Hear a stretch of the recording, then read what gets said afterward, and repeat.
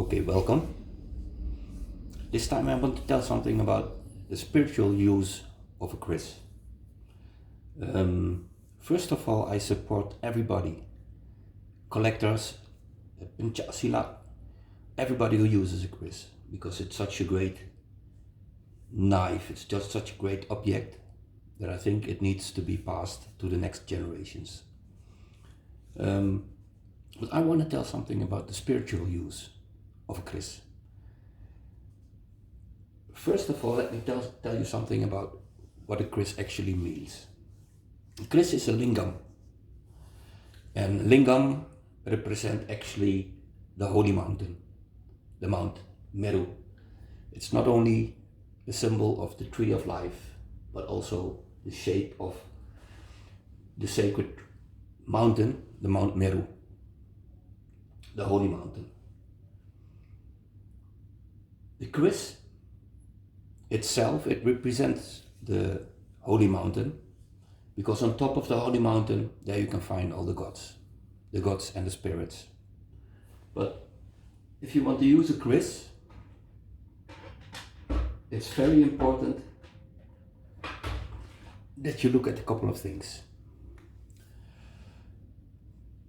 First of all, the Keris needs to be in a good shape. That means pendok, or the sheet, or the grip, it needs to be in a good shape. It's out of respect. I'm telling you this, but actually the Keris is just the metal object inside of the sarong, the clothing of the Keris. It should be complete. So it means mendak should be here, mendak. The grip should be in a good condition. Of course, pendok and the Keris itself. Here you can see the Keris itself. And as I told you, the Keris is actually just the metal object. And that metal object needs to be wudu. Just a moment, please.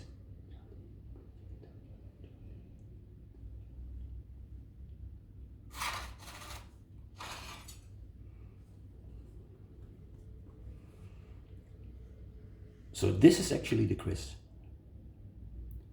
And if somebody asks for the Keris, this is what he asks for.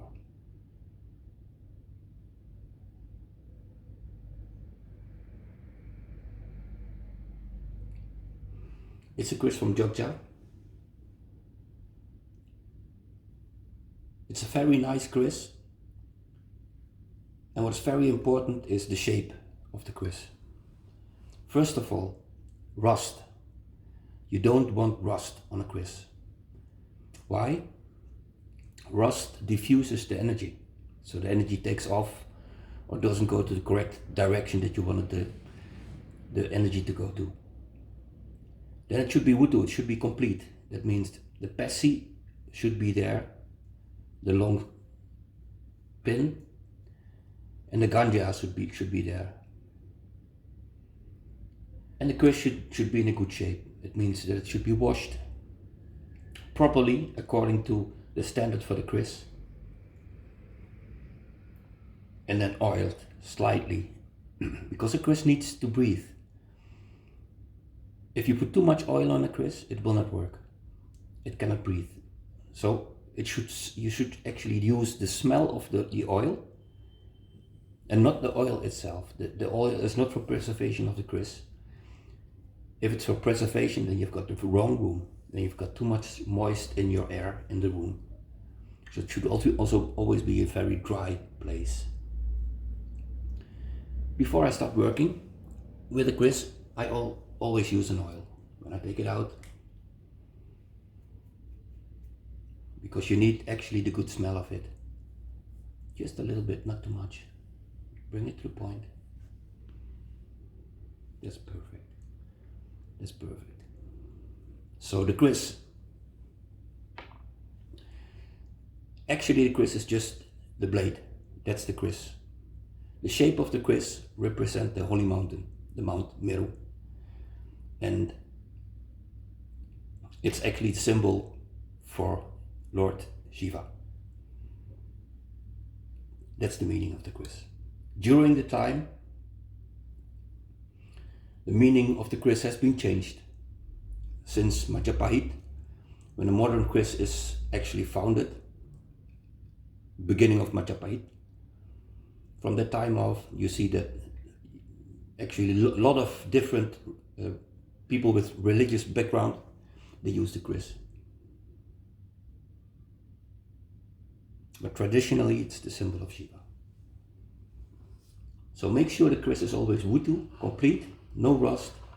Let it be stained completely and nicely according to the standard of the Kris, that it looks good and shiny. Give the Kris that attention, and the Kris will give attention to you. Okay, thank you very much.